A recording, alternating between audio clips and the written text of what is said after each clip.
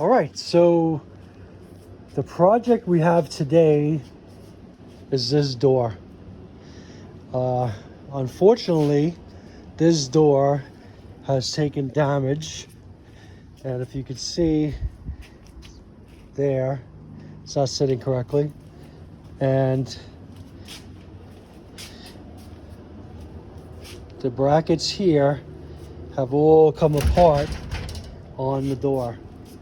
So this is what we got. We got a 96 wide, we got an 84 high. Each panel is about 20.5 inches. So we're not going to change the tracks.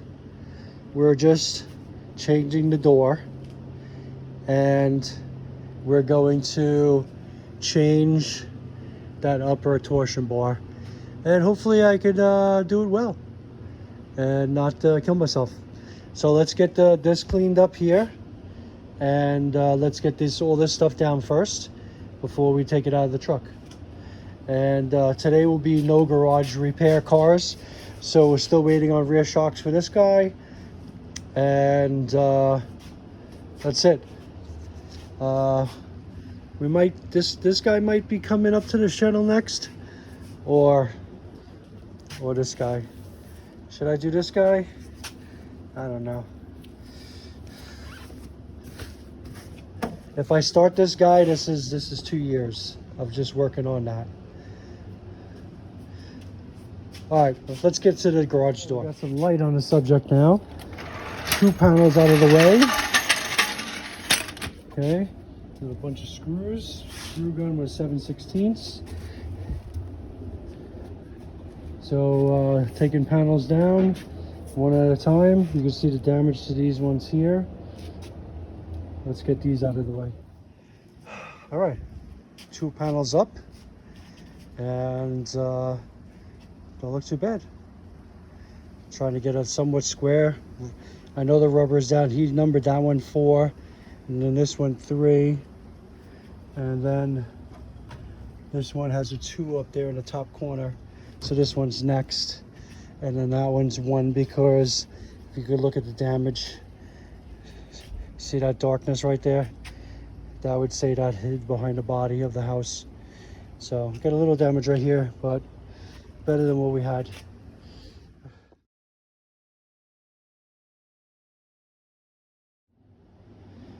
All right, so all the hinges are in. This garage doesn't have a garage door opener because of the lift. So now the hardest part will be putting these cables on this spring apparatus. So I got to measure that spring compared to the spring I just got to see how close they are. And then I got to go find the spring tool, because you got to turn that thing as you turn the spring. That's the craziest part. All right, let's throw some silicone on the wheels, so this way the wheels go better. And let's go take a quick look from the outside.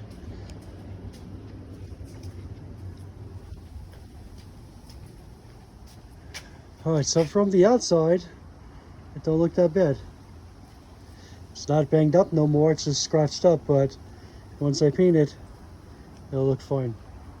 All right, so 5 years ago, I replaced that door at $400. And here we are, 5 years later.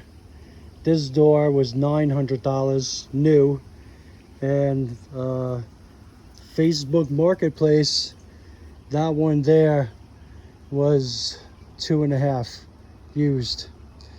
So I'll take the 2.5 used. Not as pretty, but once I throw some paint on there, it'll look fine. And I'll have a door handle that I don't really need. But let's see if we get this spring tension in, and stop killing my back trying to lift this up, because now this door will be much heavier, being it's got hurricane bars. Hurricane bar, hurricane bar, hurricane bar, hurricane bar. So, all right, let's get to work.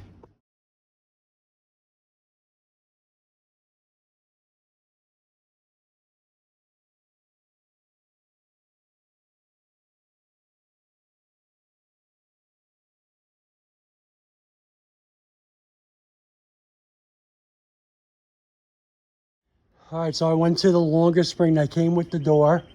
So that's 36 inches long compared to the 28 I had. So that's a good.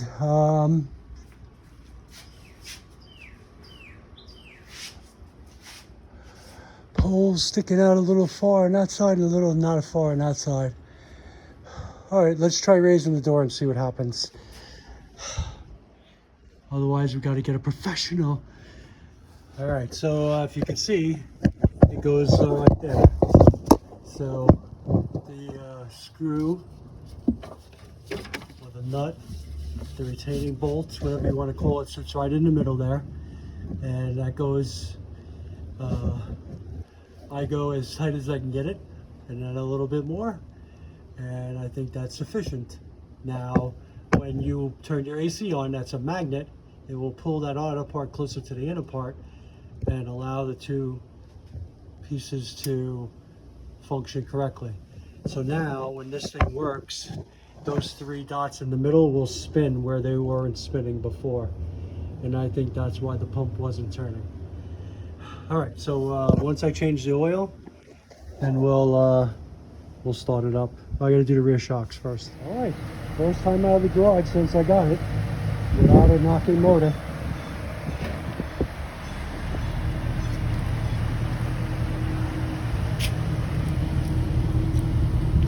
Good. Just back up.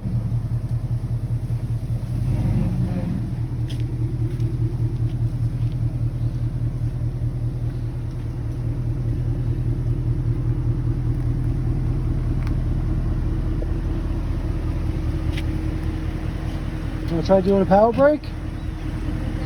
Hold the brake down and hit the gas. Turn the traction control off. It's in the front of the. There, push that button. That light on the dash should be on now. So you hold the brake down and you just put it in drive. And now push on the gas as you hold the brake to get the tires to spin. There you go. Push the gas a little harder. A little harder. Okay, got some power. All right, roll up this window and the other window and turn it off so I can wash it. Please.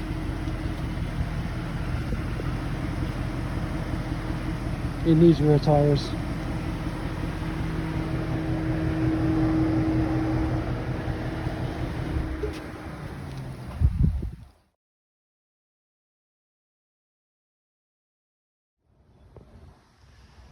All right, so I never finished my closeout video for the door. All right, so I put the door together. I used all my old hinges and wheels. I took the best wheels between his door and my door. And I used the spring from his. His is 36 inches, where mine was only 28. So, you know, I was a little short. So it's nice to have some more inches, right? So I went on the internet and I found that being this door has these bars on it, it weighs about 150, 160 pounds. They say you want to rotate that spring towards the ceiling, which is just going up. So you had to go clockwise if you think about it. So I started with the little adjusting knobs at 12 o'clock and I did 9 revolutions, complete revolutions on the spring. And now I'm able to lift the door up by myself. Not perfect. As you can see, the tracks are beat up. I extended the tracks this extra length here to accommodate the higher torsion bar to accommodate the lift. All right, so now we all saw what the door looked like before. So now this is the door after. Quick little paint job. I'll touch up again, but today is like 40 degrees out, so we're not going to do any painting. And yes, I'm not a perfect painter, but it's better than what it was, and now I'm able to open the door. So that's it on door video. If you're interested in doing a door yourself, not that bad. This door, I got $250 invested. I got an hour travel time each way and a quarter tank of gas, and probably a couple hours of me just putting it up. So, all right, thanks for tuning in. I'll catch you on the next one.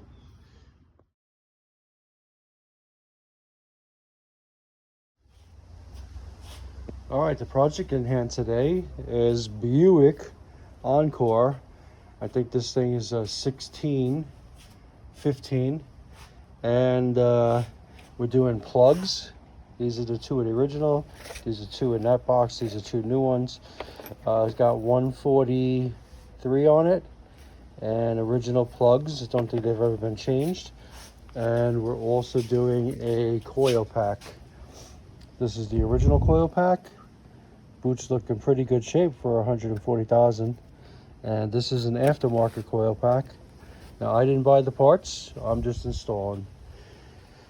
And then we're going to do brakes with some no-name brake pads. I mean, people try to buy at least name brake pads, made in China, designed by Canada. Okay, interesting. All right, so 2 down, 2 to go. And be careful on your plug, because look, this, I just moved it and it popped right off. So I'll have to tell the guy. And just like that, the coil pack's back in. Coil pack's only held in with 2 bolts and 1 little plug. And this little plug cap just came right out and then it plugs back in. So I don't know if that's the way it's designed. But all right, let's get the brakes. And of course it's a quart low of oil, so we had to fill that up. We'll probably check the air filter when we're done, and we'll give it a quick little wipe down. Let's put it up in the air. All right, next part of our process is we're going to slam some pads in here. So slamming pads means we're just going to pop the caliper off. We're going to clean this up, and we're going to replace the 2 brake pads. This one is almost paper thin on this side, and this side it's hard to see, low as well. Okay, hi, where you going? All right, camera person. All right, so I squeezed the piston back in, went in nicely, and as you can see, this girl definitely got her life out of her brakes. Now, to me, this makes me think that sliders are okay, a little tight, but not bad. But I would have thought that the inside would have been worn out more. So this is a little bit uneven, but you know, whatever. And then I used a big pair of channel locks to squeeze my piston together. So, all right, let's pop in new pads. All right, so this caliper is back together. So we can see we got new brake pads, nice and thick. We got the little grease on the outer parts, not on the inner parts. And we replaced the stainless steel sliders. That the thing is, and then I put a little grease on the slider here. So now this will move nice and freely. And that's caliper 1. So now, and I did use brake parts cleaner. Now what we will do is go to caliper number 2. So let's do a before and an after. All right, let me stop wasting time.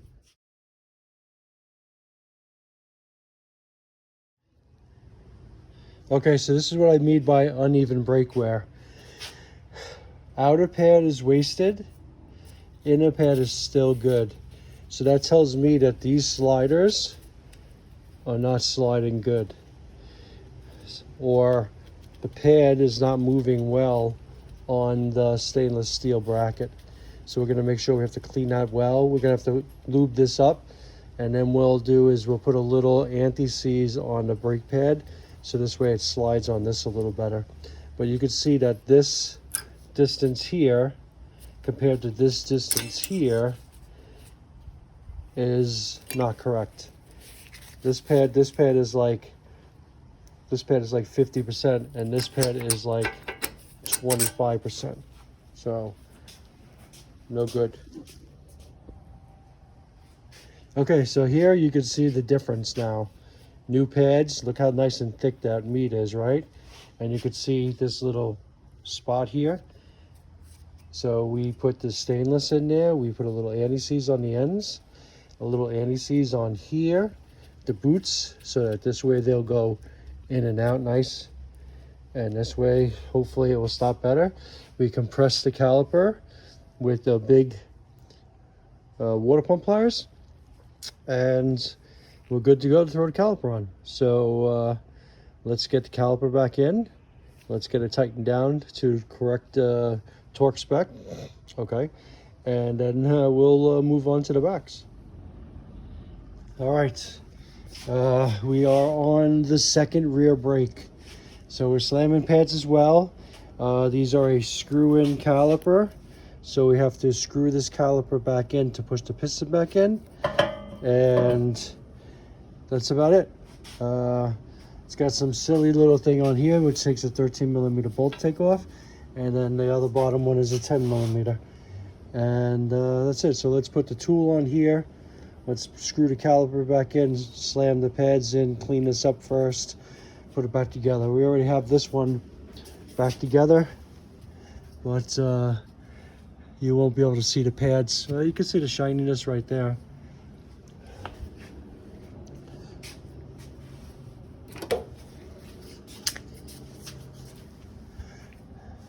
Oh, there you go. You can see the new pads in the back there, right in the middle of the caliper with the, to see the shiny stuff.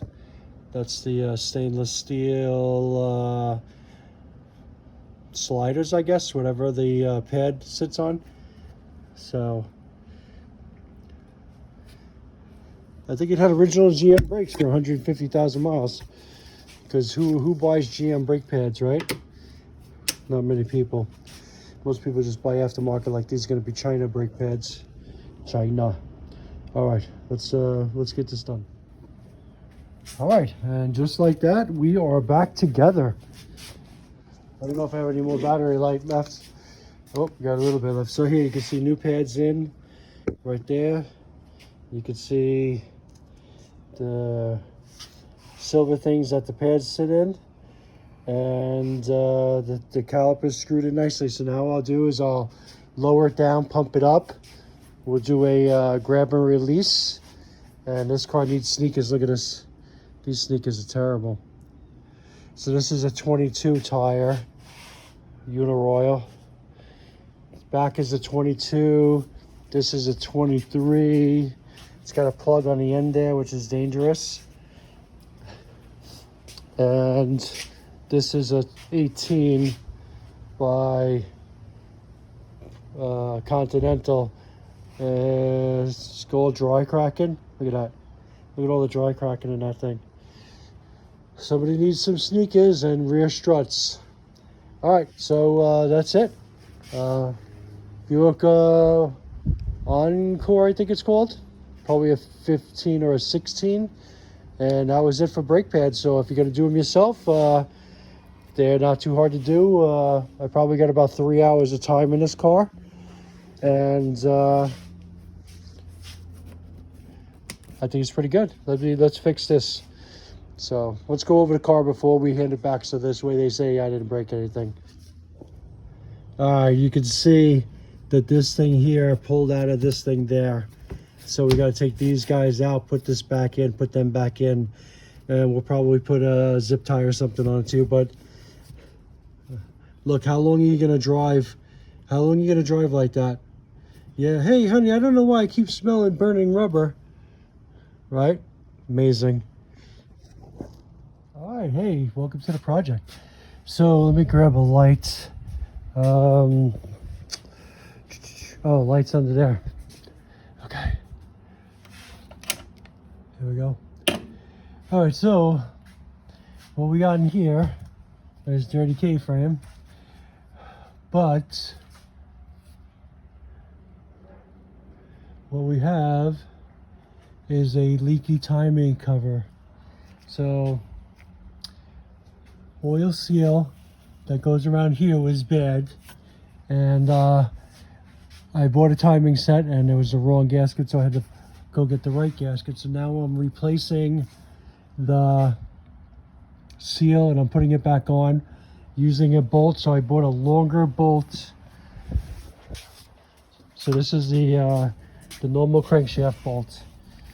So this is the normal crankshaft bolt. I bought one that was, say, that much longer. And I used a tool for the LS and LT1 to pull the harmonic balancer off. So it's got 3 fingers that grab these 3 guys here, 1, 2, and 3. And you put it on the middle and then it pulls it out. And then you use your seal puller to pull the seal out. The sad part is that the seal wasn't that old.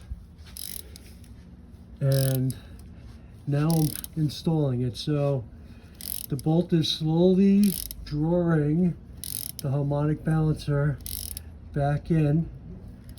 And when the bolt feels too tight, like right there, I'll loosen it up and I'll go get more washers and I'll stack the washers more on that. So let's put on pause and get some more washers. All right, so you can see my black mark on the crank. That's just magic marker. That's just to give me a rough idea.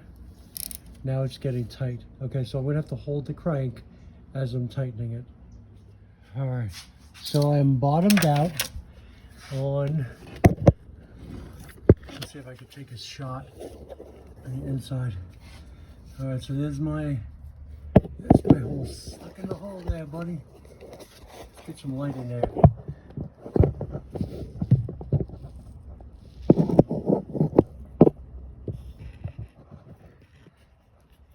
It's hard to see.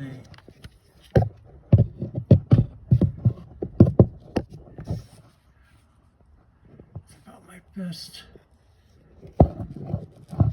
So putting my screwdriver in there allows me to feel that the crank is buried, not buried, but bottomed out on the shaft. And if you look here, that mark is almost exactly the distance that it was when I took it out prior. And if we look at the pulley right here, these guys here are lined up pretty good on that. Let's pop the belt on and see what happens. All right, so the belt is back on, and that looks pretty straight to me. That looks pretty good. So let's get the crank bolt in there and let's get that thing torqued. All right, I bought this for the Mustang job and never used it, but I'm going to use it on this LT1 because my Impala LT1, I got to do this on it because it keeps loosening up.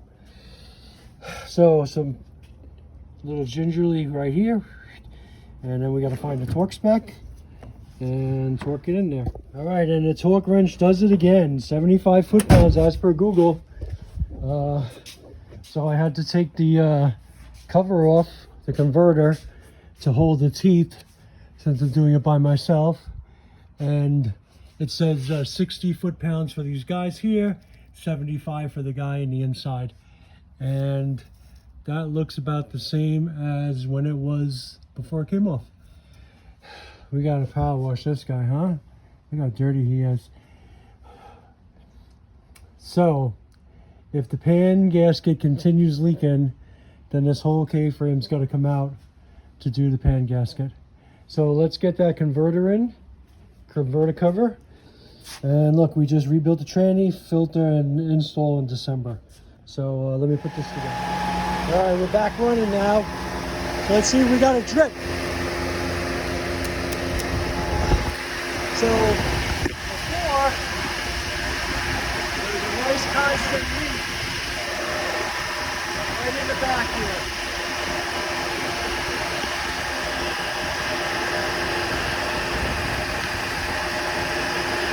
So right about here, have a stream of oil coming down.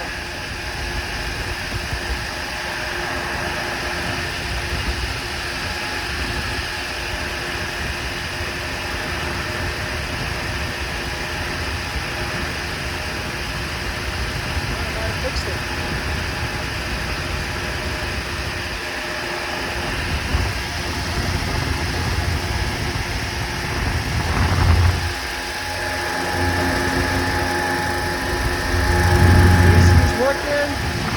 Looks good.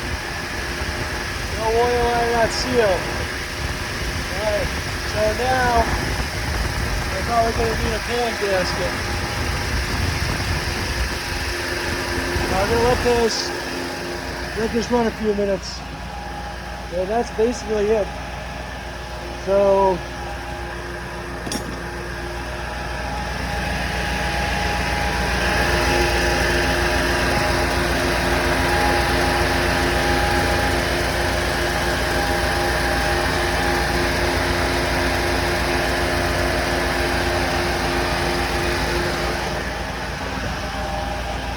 alright, so the crazy part is here,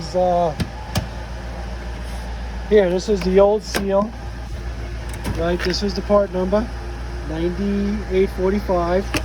Now I bought the timing kit, and look how big that seal is compared to this seal. Much different. So this must be like a non-LT1 350, even though I was able to use the water pump gaskets out of it and some other stuff. So this gasket here, which wasn't that old, you can see I did it before because it's got grease in the back. It wasn't that old. It got damage taken out. It was dripping. So I'm thinking that that hub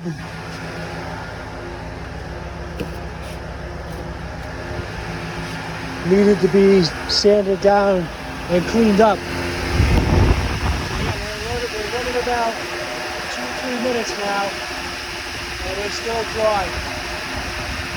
So I call that a success.